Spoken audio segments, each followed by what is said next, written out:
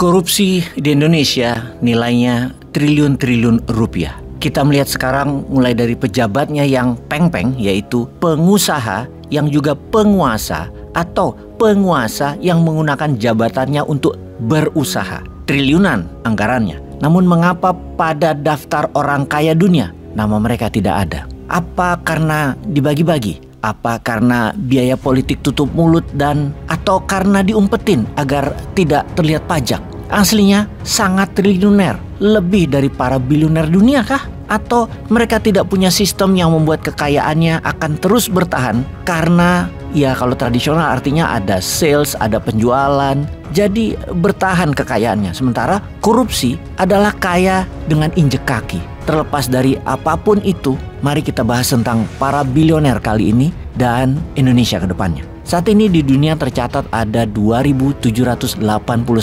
bilioner atau seseorang yang memiliki kekayaan lebih dari 15 triliun rupiah minimum. Dengan total kekayaan mereka jika dijumlahkan, mereka semua bernilai 14,2 triliun dolar. Angka ini merupakan 13% kekayaan dunia atau world wealth jika digabungkan atas 200 negara di dunia ini dengan 8 miliar manusia. Untuk membayangkan berapa total kekayaan para bilioner dunia tersebut, angka 14,2 triliun dolar atau 14.200 billion dolar adalah 71 kali anggaran APBN Indonesia untuk hajat hidup 280 juta jiwa. Angka itu kalau sulit dibayangkan adalah angka untuk menghidupi 280 juta jiwa penduduk Indonesia sampai 71 tahun ke depan juga bisa. Atau angka ini kalau ditumpuk blek dalam 1 tahun bisa membuat 71 IKN berdiri seketika di Indonesia, ditambah jalanan yang dibangun 71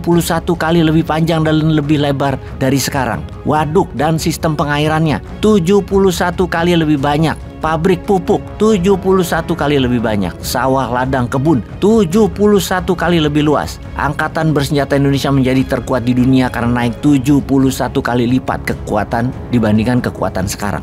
Oke, kita stop ngayal. Kita lanjut bertanya, di mana saja para bilioner ini tinggal? Amerika masih negara dengan jumlah bilioner terbanyak yang hidup dan tinggal di sana. Mereka berjumlah 813 orang bilioner. Tiongkok negara nomor 2 dengan 406 bilioner.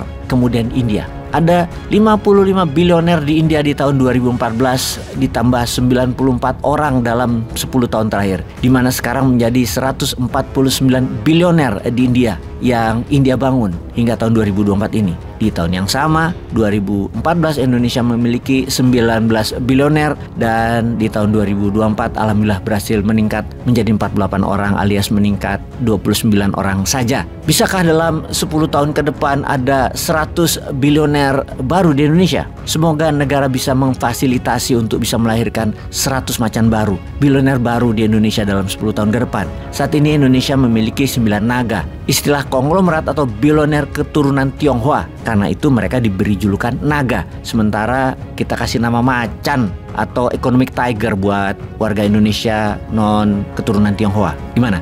Oke, jangan bilang kalimat ini rasis. Kita tahu non-pri dan pri itu sudah tidak ada. Yang sensitif kalau lagi bicara begini itu saudara kita yang keturunan Tionghoa kalau kita menyebut nama pri dan non-pri. Tapi apa salahnya keturunan Tionghoa dengan keturunan Arab dengan keturunan asli Nusantara? Iya, nggak ada bedanya memang. Toh mereka semua berpaspor hijau berlambang Garuda dan bayar pajak. Intinya kita balik ke topik. Kita harus membangun bilioner baru. 100 macan, 50 singa, 30 naga, dan harus bilioner kelas dunia tentunya. Caranya bagaimana? Caranya dengan memberikan standby loan atau pinjaman pra-approve atau diberikan line of credit. Begini penjelasannya, kita mencari 100 orang yang akan kita berikan pinjaman kredit, katakanlah masing-masing 1 triliun rupiah standby loan. Syarat, mereka harus nasionalis, memiliki produk pengganti import atau memproduksi untuk ekspor. Misalnya dia memiliki tambak ikan atau sudah berbisnis perikanan perlu cold storage, perlu bikin pabrik pengalangan ikan misalnya.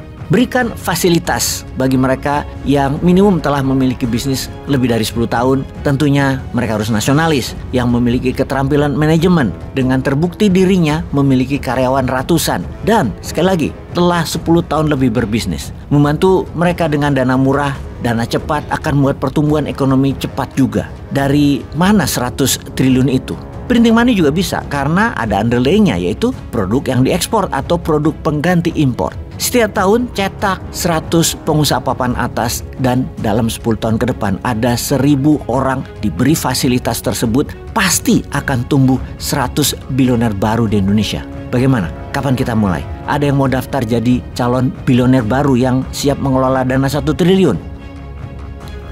Peace.